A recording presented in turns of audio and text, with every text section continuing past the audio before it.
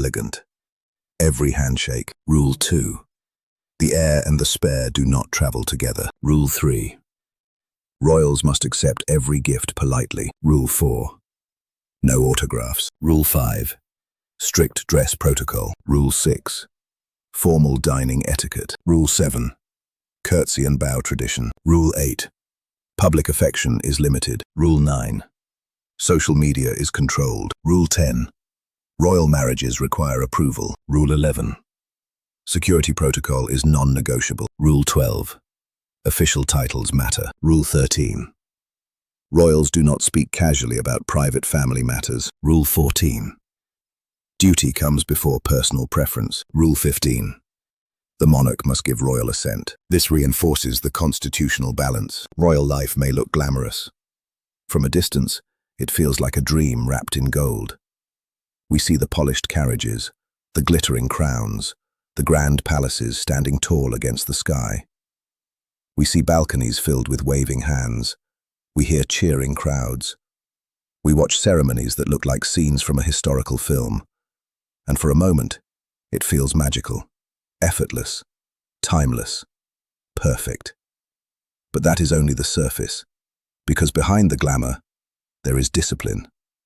Behind the sparkle of diamonds, there is structure. Behind every smile, there is restraint. Royal life is not just about privilege, it is about responsibility. It is about representing something older than yourself, something bigger than your own feelings, something that must survive long after you are gone. The crown shines. Yes, it shines brightly under palace lights and flashing cameras. But what most people do not see is what holds that crown in place.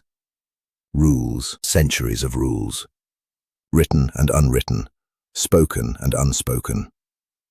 Rules designed not to control a person, but to protect an institution. Because monarchy does not survive through popularity alone. It survives through order, through continuity, through stability. Every public appearance is planned, every speech is reviewed, every handshake carries meaning. Every step taken on a red carpet is measured. Not because royals are trapped, but because they are symbols, and symbols must be protected carefully. When a royal stands before the world, they are not just an individual. They are history walking in human form. They represent generations who came before them. They represent traditions shaped by wars, revolutions, victories, and losses. They represent a nation's identity.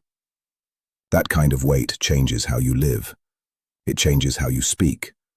It changes how you dress. It even changes how you feel in public. Imagine knowing that every word you say could be analyzed, every gesture interpreted, every facial expression turned into a headline. Imagine carrying that awareness every single day. This is why discipline becomes second nature, structure becomes safety, hierarchy becomes clarity, restraint becomes strength. In a world that moves fast, monarchy moves carefully, because one careless moment can echo for years. That is why political neutrality matters.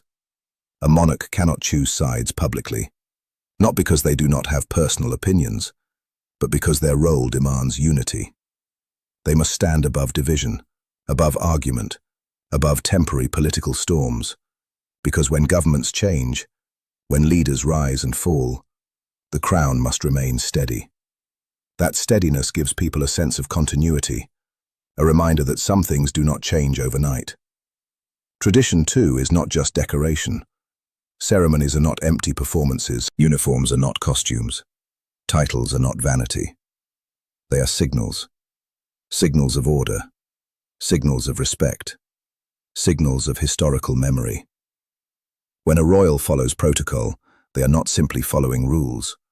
They are honoring those who carried the responsibility before them. They are reinforcing trust in the system they represent. Even small details matter. The way they enter a room, who they greet first, how they sit at a formal dinner, when they begin eating, when they stop. These actions may seem minor, but in a world of symbolism, details speak loudly. And then there is hierarchy. Hierarchy may sound strict, even cold. But within monarchy, hierarchy provides clarity. Everyone understands their role. Everyone knows their place in the line of succession. Everyone knows who represents what.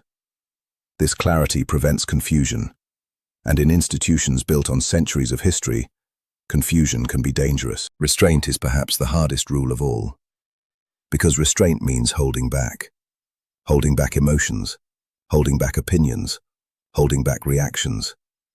It means remaining composed when criticized, remaining dignified when misunderstood, remaining calm under pressure. In today's world, where people share everything instantly, restraint feels unusual. But for monarchy, restraint is survival. The crown shines because it does not react impulsively. It endures. It waits. It responds carefully. Freedom, in royal life, exists. But it is different from ordinary freedom. It is freedom within boundaries, freedom shaped by duty, freedom guided by responsibility. A royal can travel the world, meet leaders, attend grand events. But they cannot simply disappear from public expectation. They cannot step away from symbolic responsibility whenever they wish. Because monarchy is not just a job, it is a lifelong role. Even personal choices carry institutional weight. Marriage, friendships, public statements, all are viewed not only as private decisions, but as reflections of the crown itself. This can feel heavy, but it is also what gives monarchy its power. Because when people look at the crown, they do not just see a person, they see continuity, they see tradition, they see a living connection to history. And history survives through order, not chaos.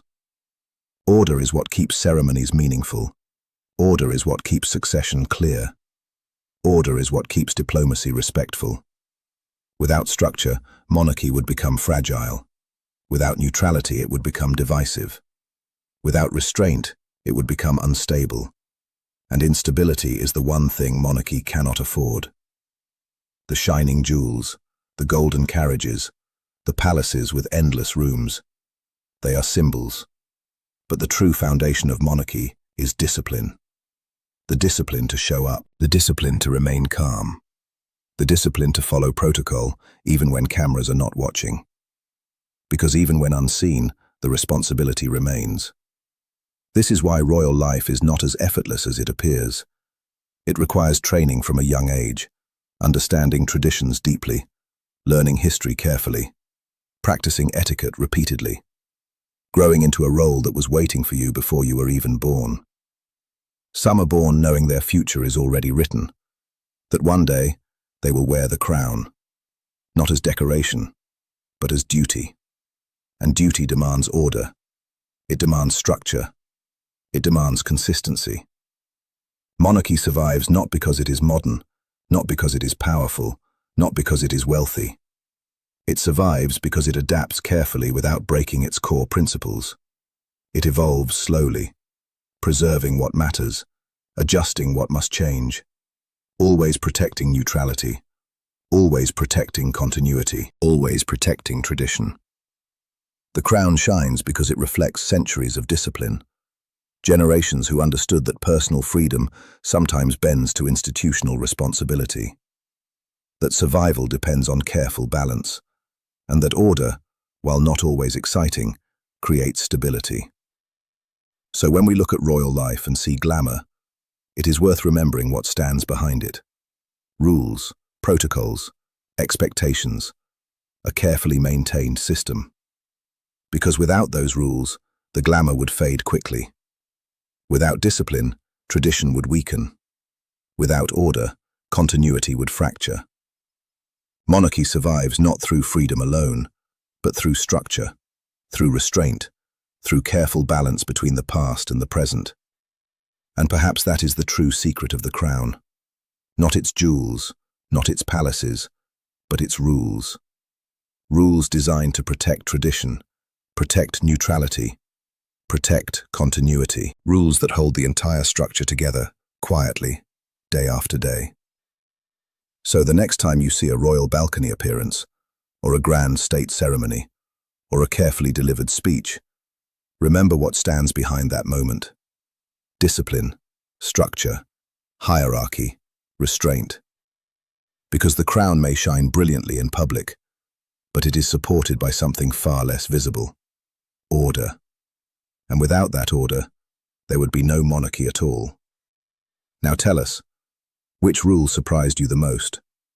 Which tradition feels the strictest? Which expectation feels the heaviest? Share your thoughts in the comments below. And if you enjoy deep royal documentaries that reveal what lies behind the palace doors, subscribe to the Royal Chronicle. Because history is not just about crowns, it is about the systems that keep them standing.